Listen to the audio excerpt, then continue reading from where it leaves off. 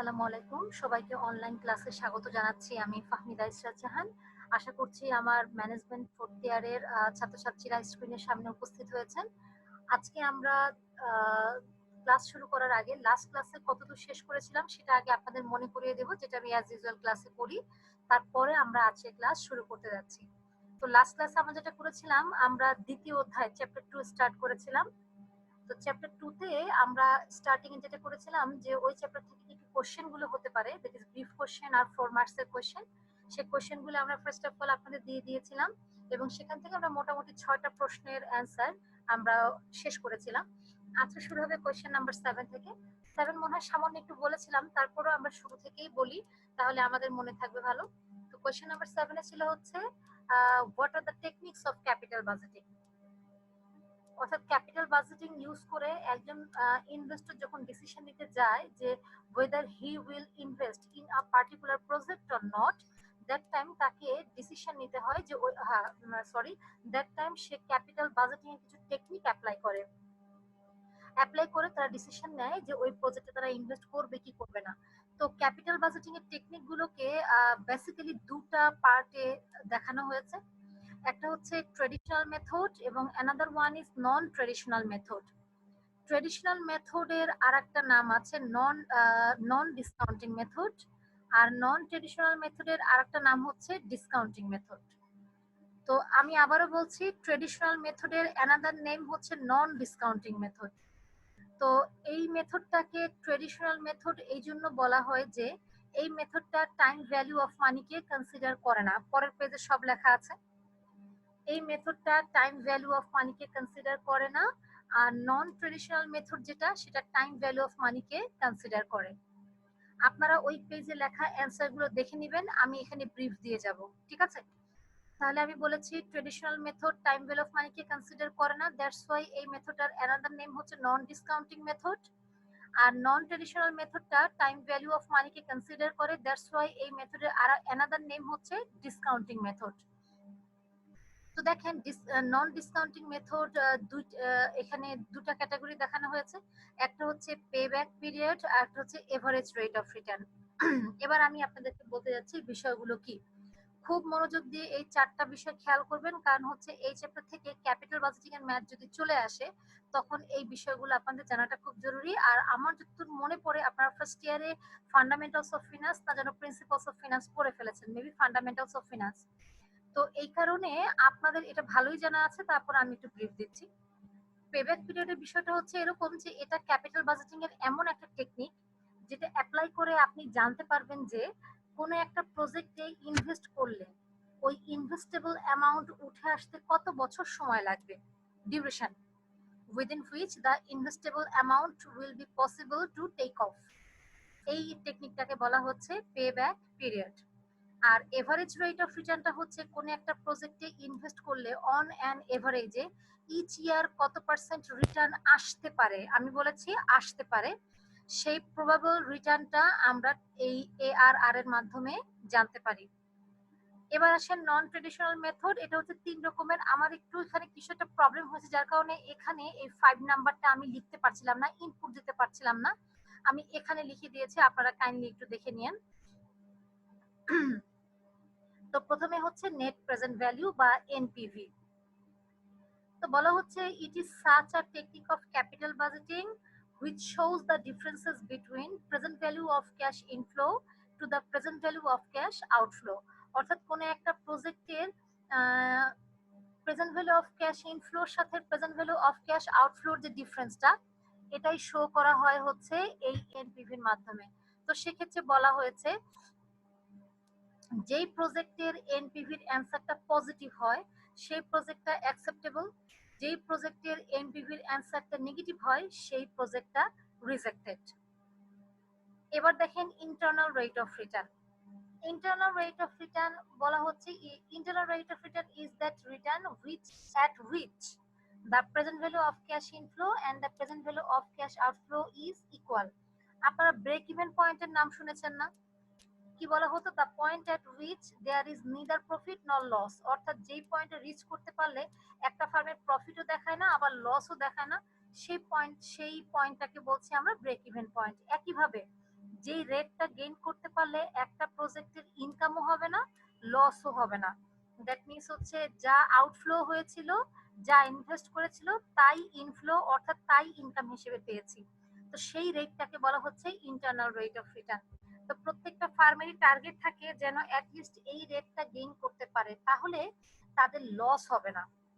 এবার দেখেন profitability index বলা হচ্ছে এটা এমন একটা ইনডেক্স অর্থাৎ এটা ক্যাপিটাল বাজেটিং এর এমন একটা টেকনিক যেটা অ্যাপ্লাই করে জানা যায় যে কোনো একটা প্রজেক্টে ইনভেস্ট করলে প্রবাবল প্রফিট কেমন হতে পারে। এটা টোটাল প্রফিটের কথা বলা হয়েছে, আর এআরআর এ বলা হয়েছে ইচ ইয়ার এর এভারেজ রিটার্ন। আর এটা হচ্ছে একটা প্রজেক্টের নির্দিষ্ট বা সার্টেন টাইম পিরিয়ডে টোটাল প্রফিট বা রিটার্ন কত। ঠিক আছে, তো এগুলো সম্পর্কে আপনারা দেখেন আমি এই পরের পেজে সুন্দর করে এগুলো নোট দিয়ে দিয়েছি, আপনারা এই নোটগুলো দেখে নেবেন। নোটগুলো আমি আর গড়গড় করে পড়তে চাচ্ছি না, আপনাদের টাইম নষ্ট হবে। তো আমি যে কথাটা বাংলায় বলেছি সেগুলো জাস্ট এখানে ইংলিশে দেয়া আছে আপনাদের পড়ার সুবিধার্থে, যেহেতু ফাইন্যান্সিয়াল ম্যানেজমেন্ট ইন ইংলিশ। এবার আমি আপনাদেরকে বলে রাখি দ্য সিলেকশন ক্রাইটেরিয়া, অর্থাৎ এই একটা প্রশ্ন ছিল অবশ্য, না থাকলেও আমি আপনাদের শিখাচ্ছি। সিলেকশন ক্রাইটেরিয়া বলতে বোঝানো হয়েছে যদি ক্যাপিটাল বাজেটিং এর কোনো টেকনিক অ্যাপ্লাই করে আপনাকে বলা হয় যে ডিসিশন নেন আপনি এই প্রজেক্টে ইনভেস্ট করবেন কি করবেন না, in that case selection criteria কেমন হবে, অর্থাৎ কোন টেকনিকের রেজাল্ট কি হলে একটা প্রজেক্ট কি আপনি অ্যাকসেপ্ট করবেন, আবার কোন টেকনিকের রেজাল্ট কি হলে ওই প্রজেক্টটাকে আপনি রিজেক্ট করবেন, এটাকে বলা হচ্ছে সিলেকশন ক্রাইটেরিয়া। তো শুরু করছি, প্রথমে আসি পে ব্যাক পিরিয়ড অর্থাৎ পিবিপি দিয়ে। তো বলা হয়েছে যদি কোনো প্রজেক্টের পে ব্যাক পিরিয়ডের অ্যান্সার ওই প্রজেক্টের নাম্বার অফ ইয়ার থেকে ছোট হয়, the project should be accepted. আর যদি কোনো প্রজেক্টের পে ব্যাক পিরিয়ডের অ্যান্সার ওই প্রজেক্টের নাম্বার অফ ইয়ার থেকে বেশি হয়, the project should be rejected. বুঝেন নাই তাই না? ক্লিয়ার করছি। আমি বলেছিলাম যে পে ব্যাক পিরিয়ডটা ক্যাপিটাল বাজেটিং এর এমন একটা টেকনিক যেটা অ্যাপ্লাই করে আমরা জানতে পারি যে কোনো একটা প্রজেক্টে ইনভেস্ট করলে কততম বছরের মধ্যে ওই ইনভেস্টেবল অ্যামাউন্টটা উঠে আসতে পারে। সাপোজ একটা প্রজেক্টের এন নাম্বার অফ ইয়ার হচ্ছে 5 ইয়ার্স, ওই প্রজেক্টের পে ব্যাক পিরিয়ড ক্যালকুলেট করে আপনি জানতে পারলেন 3 ইয়ার্স। তার মানে 5 বছর মেয়াদি একটা প্রজেক্টে যদি আপনি ইনভেস্ট করেন 3 বছরের মধ্যে আপনার খরচ উঠে আসবে, বাকি রইল কত, 2 বছর না? ওই 2 বছর আপনি যা ইনকাম করবেন টোটালটি আপনার প্রফিট। আবার এমন যদি হয় প্রজেক্টের নাম্বার অফ ইয়ার ছিল 5, পে ব্যাক পিরিয়ড দেখাচ্ছে হচ্ছে 6 বা 7, তাহলে বিষয়টা দাঁড়ালো কি প্রজেক্টের মূল মেয়াদ 5 বছর, টাকা উঠে আসতে লাগবে আপনার 7 বছর, অত বছর পর্যন্ত তো প্রজেক্টই থাকবে না, তার মানে কি আপনার লস হচ্ছে না? এই জন্য বলা হচ্ছে the project should be rejected. এবার আসেন এভারেজ রেট অফ রিটার্ন। আমি এভারেজ রেট অফ রিটার্ন বলতে বুঝিয়েছিলাম কোন একটা প্রজেক্টে ইনভেস্ট করলে এভারেজে প্রতি বছর কত পার্সেন্ট রিটার্ন আসবে। তো বলা হচ্ছে যদি কোনো প্রজেক্টের রিটার্ন ওই প্রজেক্টের কস্ট অফ ক্যাপিটাল মানে হচ্ছে কি খরচ, খরচ থেকে রিটার্নটা যদি বেশি হয় অবভিয়াসলি আমরা বলি the project should be accepted. আর খরচ থেকে যদি রিটার্নটা কম হয় তাহলে আমরা বলি কি the project should be rejected. এবার আসেন এনপিভি। আমি বলেছিলাম কি এনপিভির মাধ্যমে জানা যায় যে একটা প্রজেক্টের ক্যাশ ইনফ্লো এবং ক্যাশ আউটফ্লোর মধ্যে পার্থক্য কত। একদম সিম্পলি একটা হিসাব করেন, ক্যাশ ইনফ্লো মানে হচ্ছে ইনকাম, আউটফ্লো মানে হচ্ছে আমার ইনভেস্টমেন্ট। ইনভেস্টমেন্ট থেকে যদি রিটার্ন বেশি হয় আমরা কিন্তু ওই প্রজেক্টটাকে প্রফিটেবল বলি, তাই না? এখন দেখেন কোন একটা প্রজেক্টের এনপিভি যদি পজিটিভ হয় অর্থাৎ রিটার্নটা ইনভেস্টমেন্ট থেকে বেশি আছে, ওই প্রজেক্টটাকে আমরা অ্যাকসেপ্ট করি। আর এনপিভি রেজাল্টটা যদি নেগেটিভ হয় তাহলে ওই প্রজেক্টটাকে আমরা রিজেক্ট করি। এবার আসেন আইআরআর বা ইন্টারনাল রেট অফ রিটার্ন। এটাও এআরআর এর মতোই, বলেছে যদি কোনো প্রজেক্টের কস্ট অফ ক্যাপিটালের চাইতে ওই ইন্টারনাল রেট অফ রিটার্নটা বেশি হয়, রিটার্ন যদি কস্ট অফ ক্যাপিটাল থেকে বেশি হয় তাহলে তো আমরা ওই প্রজেক্টটাকে অ্যাকসেপ্ট করি, তাই না? আবার যদি রিটার্ন কস্ট অফ ক্যাপিটাল থেকে কম হয় তাহলে এই প্রজেক্টটাকে আমরা রিজেক্ট করি, এখানেও তাই হয়েছে। এবার আসেন প্রফিটেবিলিটি ইনডেক্স। আমি বলেছিলাম এটা ক্যাপিটাল বাজেটিং এর এমন একটা টেকনিক যেটা অ্যাপ্লাই করে জানা যায় যে কোন একটা প্রজেক্টে ইনভেস্ট করলে সেখান থেকে টোটাল কত পার্সেন্ট প্রফিট গেইন হতে পারে। তো সেক্ষেত্রে বলা হয়েছে যদি কোনো প্রজেক্টের প্রফিটেবিলিটি ইনডেক্স 100% হয় তাহলে the project should be accepted. আবার যদি প্রফিটেবিলিটি ইনডেক্স 100% এর বেশি হয় তাহলেও the project should be accepted. আমরা কি শিখলাম? যদি কোনো প্রজেক্টের প্রফিটেবিলিটি ইনডেক্সের অ্যান্সার 100% এর সমান হয় কিংবা তার চাইতে বেশি হয় তাহলে the project should be accepted. আর যদি প্রফিটেবিলিটি ইন্ডেক্সের মান 100% এর কম হয় the project should be rejected, কারণ হচ্ছে তখন কাউন্ট করা হয় ওই প্রজেক্টটা প্রফিট গেইন করতে পারে না। দেখেন আমি একটু নিচে বলে দিয়েছি হিয়ার কে মানে হচ্ছে কস্ট অফ ক্যাপিটাল, যাতে আপনারা পরবর্তীতে লেকচারটা দেখতে গেলে আপনাদের ভুল না হয়। আর এন বলতে বুঝিয়েছি number of year of that project, কারণ সবাই হয়তো আমার এই ক্লাস রেকর্ডিং রাখবেন না, অনেক হয়তো স্ক্রিনশট নিয়ে রাখবেন, অনেকে হয়তো এটাকে প্রিন্ট আউট দিয়ে নেবেন, তো সেখানে তো আর আমার আওয়াজ শুনতে পাবেন না। দ্যাটস ওয়াই আমি টুকিটাকি বিষয়গুলো আপনাদেরকে লিখে দিয়েছি। এবার দেখেন which one is better, NPV or IRR? আমি দুটো টেকনিকের কথা বলেছিলাম না, একটা বলেছিলাম এনপিভি আর একটা বলেছিলাম আইআরআর। তো বলা হচ্ছে এই এনপিভি এবং আইআরআর এই দুইয়ের মধ্যে কোনটা বেশি ভালো। এখন দেখেন কনফিউজিং না, আমি একটু ব্যাক করছি। দেখেন আগের এই ফার্স্ট স্লাইড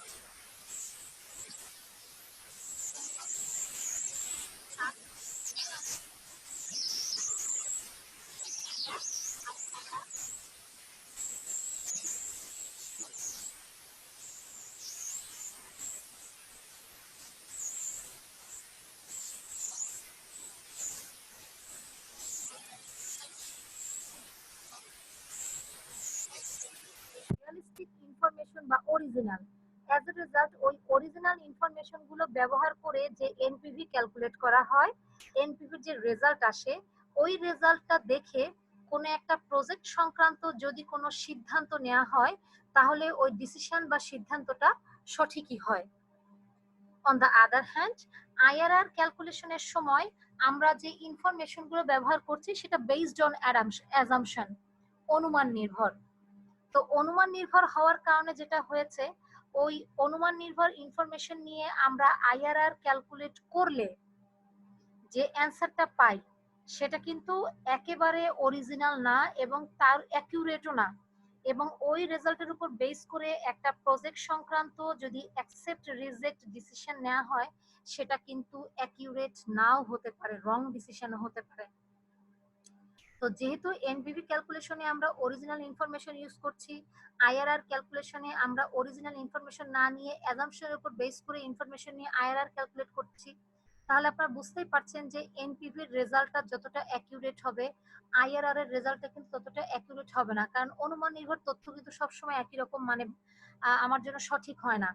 তো এই কারণে বলা হচ্ছে এনপিভি আইআরআর দুটোই ভালো, যেহেতু এরা টাইম ভ্যালু অফ মানিকে কনসিডার করে, বাট কম্পারেটিভলি বেটার হচ্ছে এনপিভি। রিজন কি?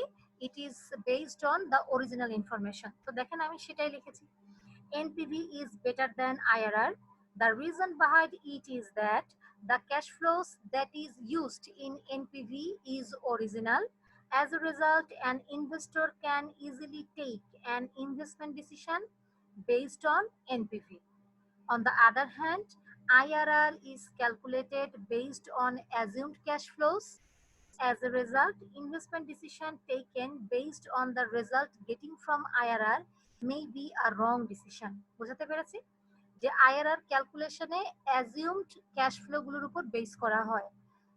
আর একটা বিষয় হচ্ছে কি জানেন, এনপিভি ক্যালকুলেশনে যে ডিসকাউন্ট রেটটা ইউজ করা হয় সেটা হচ্ছে অরিজিনাল, আর আইআরআর ক্যালকুলেশনে যে ডিসকাউন্ট রেটটা ব্যবহার করা হয় সেটা হচ্ছে টোটালি বেসড অন অ্যাজাম্পশন। এটাও কিন্তু একটা ফ্যাক্ট, ঠিক আছে।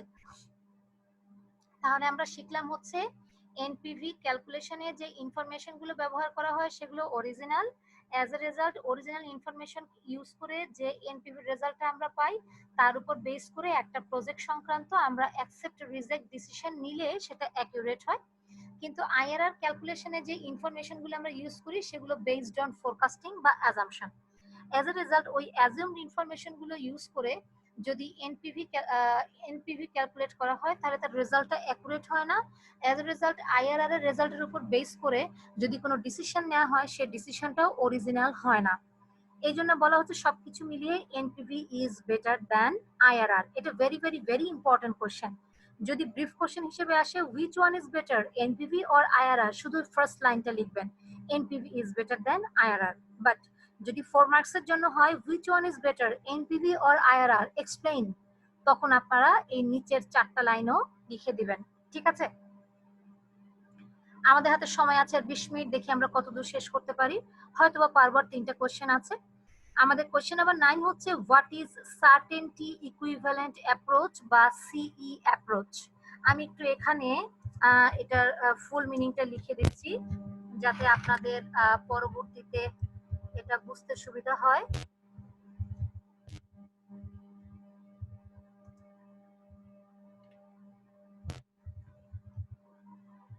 তাহলে আপনারা শিখলেন সিই অ্যাপ্রোচ মানেই হচ্ছে সার্টেনটি ইকুইভ্যালেন্ট অ্যাপ্রোচ। আমি এটা এই জন্য এখানে লিখে দিলাম, রিজন হচ্ছে কোশ্চেনে ম্যাক্সিমাম টাইমই সার্টেনটি ইকুইভ্যালেন্ট অ্যাপ্রোচ এটা ডিটেইল লেখা থাকে না, সিই নামে লেখা থাকে, এই জন্য আমি এটা লিখে দিলাম। তো দেখেন, it is such a method of calculating risk in which the certainty equivalent factor that is alpha is considered as the cost of capital। তো বলা হচ্ছে কি সার্টেনটি ইকুইভ্যালেন্ট অ্যাপ্রোচ অ্যাপ্লাই করে বেসিক্যালি এনপিভি নির্ণয় করা হয়। শুনে রাখেন, এনপিভি নির্ণয় করার অনেকগুলো টেকনিক আছে। একটা হচ্ছে সার্টেনটি ইকুইভ্যালেন্ট অ্যাপ্রোচ অ্যাপ্লাই করে এনপিভি ক্যালকুলেট করা যায়। আরেকটা হচ্ছে রিস্ক অ্যাডজাস্টেড ডিসকাউন্ট রেট, এই অ্যাপ্রোচ অ্যাপ্লাই করে এনপিভি ক্যালকুলেট করা যায়।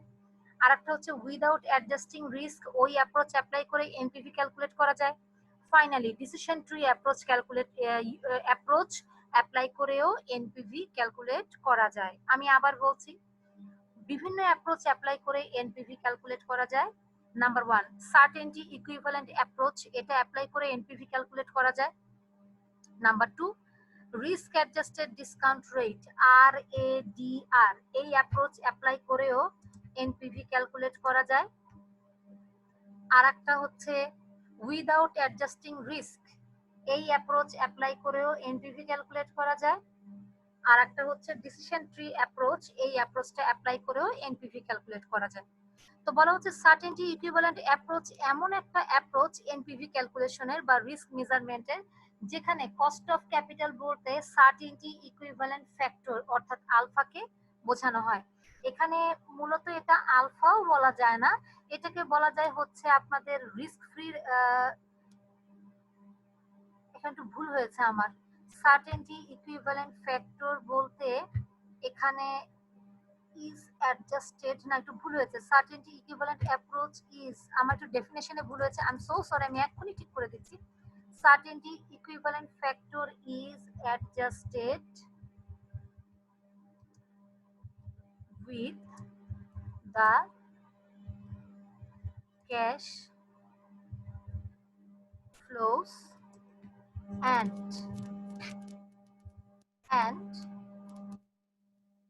risk free rate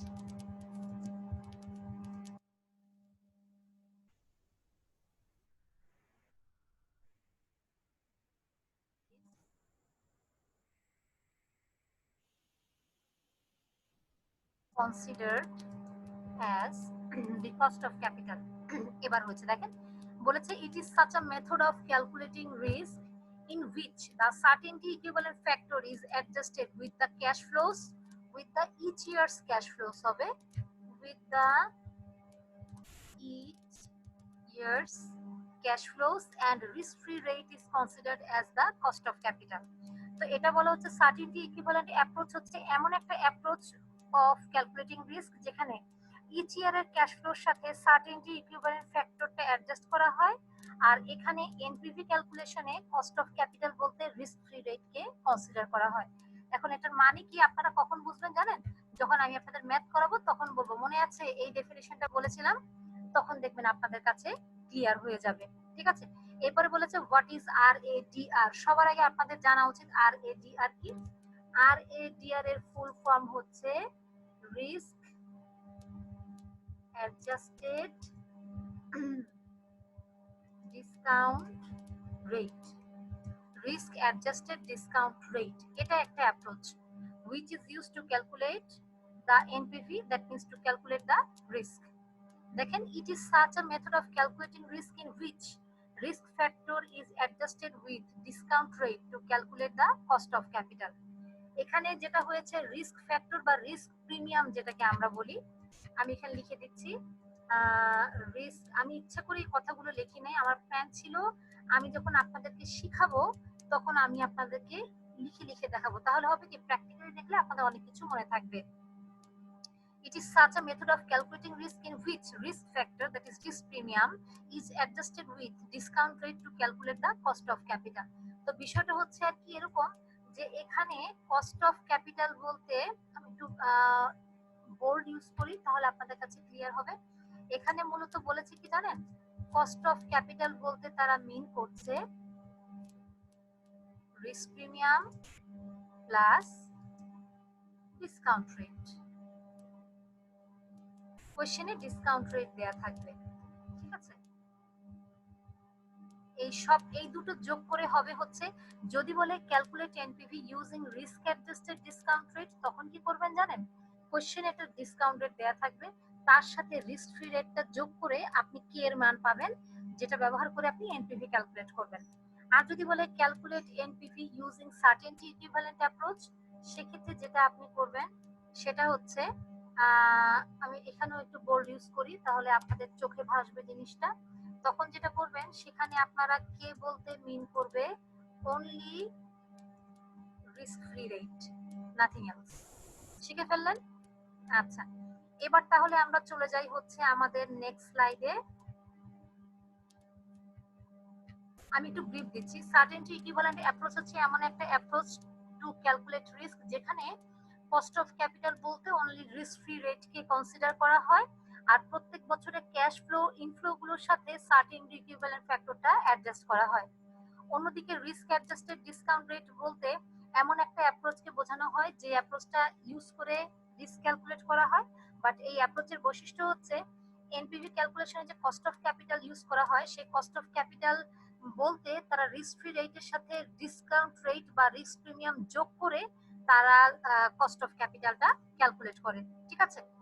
আচ্ছা, এরপরে আসেন আজকের দিনের লাস্ট কোশ্চেন। আমাদের হাতে সময় আছে মনে হয় আর 12-13 মিনিটের মতো। তো দেখেন, differentiate between systematic risk and unsystematic risk. এটা খুবই ইম্পর্টেন্ট একটা কোশ্চেন। আমার ধারণা ফার্স্ট ইয়ারেও আপনারা পড়েছিলেন, ফার্স্ট ইয়ারে না আপনাদের মনে হয় সেকেন্ড ইয়ারে ছিল, মেবি সেকেন্ড ইয়ারেও আপনারা এটা রিস্ক যে চ্যাপ্টারটা ছিল না রিস্ক এন্ড রিটার্ন, সেখানে আপনারা পড়েছিলেন সিস্টেমেটিক রিস্ক আর আনসিস্টেমেটিক রিস্ক বিষয়টা কি। আমি আগের দিনের ক্লাসে সিস্টেমেটিক রিস্ক আর আনসিস্টেমেটিক রিস্ক এই ব্যাপার দুটো নিয়ে কথা বলেছিলাম, তারপরও যদি আপনারা ভুলে যান আপনাদের ভুলে যাওয়ার সুবিধার্থে এই কারণে আমি বিষয়টা আবার বলছি। সিস্টেমেটিক রিস্কের আরেক নাম হচ্ছে আনঅ্যাভয়েডেবল রিস্ক বা মার্কেট রিস্ক। এটা হচ্ছে এমন একটা রিস্ক যেটা আপনি মিজার অর্থাৎ পরিমাপ করতে পারবেন, কিন্তু এটাকে আপনি অ্যাভয়েড করতে পারবেন না। আসলে এই রিস্কটা আপনাকে ফেস করতে হবে, যেমন আর্থকুয়েক, ভূমিকম্প। ভূমিকম্প হলে আপনার বিল্ডিং ধসে পড়তে পারে, এ ব্যাপারে আপনি কি নিশ্চিত যে পড়বে না? আপনি কিন্তু আনসার্টেন। পড়লে কত টাকার ক্ষতি আপনার হতে পারে সেটা আপনি মেজার করতে পারবেন, বাট ভূমিকম্প আসলে কি আপনি সেটা ঠেকাতে পারবেন? পারবেন না। This is systematic risk. তো দেখেন কি বলেছে, systematic risk is that kind of risk which can be measured but cannot be avoided, যেটা আপনি পরিমাপ করতে পারেন কিন্তু আপনি অ্যাভয়েড করতে পারেন না। আবার ন্যাচারাল ক্যালামিটি, প্রাকৃতিক দুর্যোগ, এটা হলে আপনি যদি আপনার ফসলের কি পরিমাণ ক্ষতি হতে পারে সেটা আপনি মেজার করতে পারবেন, বাট ন্যাচারাল ক্যালামিটিকে কিন্তু আপনি কোনোভাবেই ঠেকাতে পারবেন না। This is systematic risk. আর আনসিস্টেমেটিক রিস্কের আরেকটা নাম হচ্ছে avoidable risk, it can be avoided. তো বলা হচ্ছে unsystematic risk is that kind of risk which can be measured and also can be avoided. বলা হচ্ছে এটা এমন একটা রিস্ক যেটাকে মেজার করা যায়, আবার এটাকে চাইলে অ্যাভয়েডও করা যায়। তাহলে খেয়াল করে দেখেন, risk always can be measured. Systematic রিস্কটা ক্যানট বি অ্যাভয়েডেড, আনসিস্টেমেটিক রিস্কটা ক্যান বি অ্যাভয়েডেড। আচ্ছা, এরপরে দেখেন সিস্টেমেটিক রিস্কের অ্যানাদার ডিফারেন্সিয়েশনে কি বলেছে, this type of risk cannot be avoided, যেটা আমি এইমাত্র বলেছিলাম। আর আনসিস্টেমেটিকের ক্ষেত্রে উল্টা হবে, this type of risk can be avoided. আচ্ছা, ডিফারেন্স পার্থক্য number 3, differentiation number 3, it is also known as market risk or unavoidable risk. আর এখানে বলেছে ইট is also known as avoidable risk, এটার একটাই নাম। এটাকে মার্কেট রিস্ক কেন বলেছে জানেন? ফরেন এক্সচেঞ্জ মার্কেটে যখন কারেন্সি ভ্যালু ফ্ল্যাকচুয়েট করে, তখন বিভিন্ন দেশে যারা হচ্ছে এই ফরেন এক্সচেঞ্জ ব্যবসাটা করে, মানে হচ্ছে আপনাদের ডলার বা কারেন্সি নিয়ে ব্যবসা করে, ওরা ক্ষতিগ্রস্ত হতে পারে। সাপোজ ডলারের দাম আগে ছিল 70 টাকা, এখন হয়ে গেছে 65 টাকা। এর ফলে হয় কি, যারা ডলার ব্যবসায়ী ওরা হয় লাভবান হয়, নাহলে ক্ষতিগ্রস্ত হয়। তো এই যে ডলারের ভ্যালুটা ফ্ল্যাকচুয়েট করেছে কোত্থেকে জানেন? ফরেন এক্সচেঞ্জ মার্কেট থেকে। এই জন্য এটাকে বলা হয় মার্কেট রিস্ক। এরপর দেখেন এক্সাম্পল দিয়েছে ফরেন এক্সচেঞ্জ রিস্ক, এইমাত্র যেটা বলেছিলাম ডলারের এক্সাম্পল দিলাম। ন্যাচারাল ক্যালামিটি, যেটাকে আমরা বলছি ন্যাচারাল রিস্ক। আর এই সাইডে কি বলেছি? Financial risk. ফাইন্যান্সিয়াল রিস্ক নিয়ে একটু কথা বলি। ফাইন্যান্সিয়াল রিস্ক হচ্ছে ওই টাইপের রিস্ক যেটা হলো দুইটা পয়েন্ট অফ ভিউ থেকে এখানে ডিসকাস করা যায়। নাম্বার 1 হচ্ছে আপনি কাউকে লোন দিয়েছেন, বাট লেন্ডিং অ্যামাউন্টটা রিকভার করতে পারছেন না। ধার দিয়েছেন, সে আপনাকে টাকা ফেরত দিচ্ছে না, this is one kind of financial risk. আর একটা হতে পারে আপনি কারো কাছ থেকে বড় করেছেন, লোন এনেছেন, বাট আপনি তাকে সেটা ফেরত দিতে পারছেন না, this is also one kind of financial risk. এখন এটাকে কিভাবে অ্যাভয়েড করা যায়, তাই না? সাপোজ আমি জানি আমি যদি আপনাকে লোন দেই, আপনি আমাকে লোনের টাকা ব্যাক করতে পারবেন না। আই ক্যান মেজার যে আপনাকে যদি আমি 50,000 টাকার লোন দেই, 50,000 টাকার 1 টাকাও আমি পাবো না। তাহলে আপনাকে লোন দিলে সেখানে আমার রিস্ক কত টাকা? ফাইন্যান্সিয়াল রিস্ক হচ্ছে 50,000 টাকা, এই তো। তা আমি এটাকে মেজার করতে পেরেছি, আপনাকে লোন প্রোভাইড করলে আমার এখানে ফাইন্যান্সিয়াল রিস্ক হচ্ছে 50,000 টাকা, আই ক্যান মেজার। বাট আমি কিভাবে এটা অ্যাভয়েড করতে পারি? আমি আপনাকে লোন দিব না। ঠিক আছে, আমার এই লেকচারগুলো বারবার শুনবেন, আমি আবারও বলছি, এখানে ইংলিশে লেখা মুখস্থ করে কিন্তু সারতে পারবেন না। এখন আপনাদের সাথে একটা গুরুত্বপূর্ণ কথা বলি, সেটা হচ্ছে আমি আপনাদের কিন্তু লেকচারের পর লেকচার দিয়ে যাচ্ছি, আপনারা কতদূর নিচ্ছেন সেটা কিভাবে বোঝা যাবে জানেন? কলেজ হয়তো কিছুদিনের মধ্যে একটা ডিসিশন নিতে পারে যে অনলাইনে আমরা আপনাদের এক্সাম্পল নিব, এইচএসসি রিলেটেড এই ধরনের একটা ডিসিশন চলছে। আই ডোন্ট নো অনার্স নিয়ে তারা কি ভেবেছে, বা অনার্স নিয়েও তারা এই ডিসিশনটা নিয়েছে কিনা আমি ক্লিয়ার না, তাই জোর দিয়ে বলছি না। আপনারা মাথায় রাখেন, যদি এই ধরনের কোনো ডিসিশন হয় যে অনলাইনে আপনাদের ক্লাস মানে এক্সাম নেওয়া হবে, সেক্ষেত্রে হয়তো সিস্টেমটা এরকম হবে যে এক একজন টিচার এক এক স্টাইলে তো এক্সাম নিবে। তো আমার যেটা প্ল্যান, অনেকে আছে গুগল শিটে নিবে, গুগল ডক্সে নিবে, আমি এত ঝামেলা আপনাদেরকে টারবো না, কারণ আমি জানি অনার্সে যারা আছে এরা ম্যাক্সিমামই হচ্ছে যে ফ্যামিলি থাকে গ্রামে। আন্ডারস্টিমেট করে বলছি না, যেদের ম্যাক্সিমামই ফ্যামিলি হচ্ছে ঢাকার বাইরে থাকছে, এরা হয়তো বা ঢাকায় ম্যাচ বাসায় কিংবা কোনো ফ্রেন্ড 5-6 জন ফ্রেন্ড মিলে একসাথে তারা থাকছে। সো এদের একটা ফাইন্যান্সিয়াল একটা ব্যাপারও আছে, আমি এটা মিন করি, আমি এটা ফিল করি। তো এই দৃষ্টিকোণ থেকে আমার যে ডিসিশন, আমি নতুন করে গুগল শিট গুগল ডক্স খুলতে বললে আপনাদের কিন্তু এটা ডাউনলোড দিতে হবে। অ্যাপসটা ডাউনলোড মানে হচ্ছে আবার কতগুলো মেগাবাইট গিগাবাইট অনেকগুলো টাকা আপনাদের চলে যাবে। আমি ঝামেলা হয়তো নিব না। তো আমার যেটা প্ল্যান আমি আপনাদেরকে বলে রাখি, আই ডোন্ট নো, আমি আবারও বলছি যে আপনাদের জন্য এই ডিসিশন হতে যাচ্ছে কিনা, বাট যদি হয় আমি কি করব, আমি আজকের লেকচারে জানিয়ে রাখলাম। কারণ ডিসিশন হলে 7 দিনের মধ্যে এক্সাম, মানে ধরেন সাপোজ আগামীকাল ডিসিশন হলো, তার 7 দিনের মধ্যে এক্সাম নেওয়া শুরু হয়ে যাবে। তো এই জন্য আমি আপনাদেরকে জানিয়ে রাখি, আমি গুগল মিটিং এ যেটা করবো, এখন যেমন আপনার স্ক্রিনে দেখতে পাচ্ছেন না লেখালেখি গুলো, আমার কোশ্চেনটা এই ধরনের স্ক্রিনে থাকবে। আপনাদেরকে তখন লাইভে আসতে হবে, এবং আমি নিজেও তখন লাইভে আসবো ইনশাল্লাহ। লাইভে আসবো, এসে যেটা করব, আপনাদের প্রত্যেকে আপনাদের ভিডিও আমি আপনাদেরকে চোখের সামনে দেখবো যে আপনারা এক্সাম দিচ্ছেন, আমি আপনাদের মনিটর করব। এরকম শিটে আমার কোশ্চেন থাকবে, আপনারা আপনাদের নিজের যে খাতা কলম আছে সেখানে আপনারা অ্যান্সারটা লিখবেন। খেয়াল করবেন, অ্যান্সারটা লেখার পর প্রত্যেকটা পেজে আপনার নাম, রোল, ডিপার্টমেন্টের নাম থাকবে, কারণ এক পেজে তো শেষ হবে না, তাই না? আপনার নাম, রোল সবকিছু দেয়া থাকবে। তো আমি যেটা করব, আপনাদের এক্সাম শেষ হয়ে গেলে আপনারা আপনাদের খাতার স্ক্রিনশট নিয়ে এটা আমার কাছে ইনবক্স করবেন। এটা আপনারা ইনবক্স করতে পারেন আপনাদের ম্যানেজমেন্ট 4th ইয়ারের যে ফেসবুক পেজ আছে না, সেখানে মেসেঞ্জারে আপনারা দিতে পারেন, আবার যদি এক্ষেত্রে আপনাদের ডিপার্টমেন্টের পারমিশন না থাকে, সেক্ষেত্রে আমার পার্সোনাল যে মেসেঞ্জার আছে, আমি আমার ফেসবুক আইডিটা দিয়ে দিব। আপনারা সেখানে আমাকে রিকোয়েস্ট সেন্ড করলে, আমার মনে হলো তো ঝামেলা যেতে হবে, তারপর রিকোয়েস্ট সেন্ড করলে আমি অ্যাকসেপ্ট করে নিব। আপনারা আমার পার্সোনাল মেসেঞ্জার বক্সে এটা সেন্ড করবেন, তবে এটা একটু ঝামেলাপূর্ণ হবে। তো বেস্ট অপশন হবে যদি আপনাদের ডিপার্টমেন্ট থেকে মেসেঞ্জারে আপনাদের অ্যান্সার গুলোকে স্ক্রিনশট দিয়ে আমার কাছে সাবমিট করার পারমিশন দেয়। না দিলে আমি নিজে একটা গ্রুপ খুলে নিব, গ্রুপ খুলে নিয়ে আপনাদের প্রত্যেকের এক্সাম শিটের অ্যান্সার স্ক্রিপ্টের স্ক্রিনশটটা ওই মেসেঞ্জার বক্সে ইনবক্স করে দিলে আমি সেখান থেকে ইভালুয়েট করবো, কারণ আপনাদের কিন্তু উইকলির একটা বিষয় আছে, আপনাদের মিড টার্মের একটা বিষয় আছে। হ্যাঁ, তো আমি জাস্ট আপনাদেরকে জানিয়ে রাখলাম, যদি বাস্তবায়ন হয় অনার্সের জন্য তাহলে আমার প্ল্যান হবে এটা। তো যাই হোক, আর 5 মিনিট আছে, আমি আপনাদের সময় নিব না। আজকে আমি 5 মিনিট আগে ছেড়ে দিচ্ছি, অ্যাজ ইউজুয়াল সব ক্লাসে আমি 5 মিনিট আগে ছেড়ে দিই, কারণ কলেজে আপনাদের সাথে আমার একটা কমিটমেন্ট ছিল যে আমি আপনাদেরকে 5 মিনিট ব্রেক দিব। অনলাইনে তো এটা পসিবল হয় না, তাই যে কোনো ভাবে আপনাদেরকে আমি এই সুবিধাটা দেওয়ার চেষ্টা করি। তো thank you so much, this is the end of this class for today. Thank you for being with me. ভালো থাকবেন, সুস্থ থাকবেন। নেক্সট ক্লাসে ইনশাল্লাহ আমাদের ম্যাথ শুরু হবে, শুনতে পেয়েছেন? নেক্সট ক্লাসে ইনশাল্লাহ ম্যাথ শুরু হবে। আপনারা অবশ্যই ক্যালকুলেটর খাতা কলম সামনে রাখবেন। আমি যখন এখানে আপনাদেরকে ম্যাথ দেখাবো, তখন আপনারা খাতার মধ্যে করে দেখবেন যে হ্যাঁ আপনি পারছেন কিনা। ঠিক আছে? তো না পারলে অবশ্যই আপনাদের ক্যাপ্টেনের থ্রুতে আপনারা আমার সাথে যোগাযোগ করবেন, প্রবলেম ইনবক্সে শেয়ার করবেন, আমি প্রবলেম সলভ করব। তো ভালো থাকবেন সবাই, সুস্থ থাকবেন। Thank you so much. আসসালামু আলাইকুম।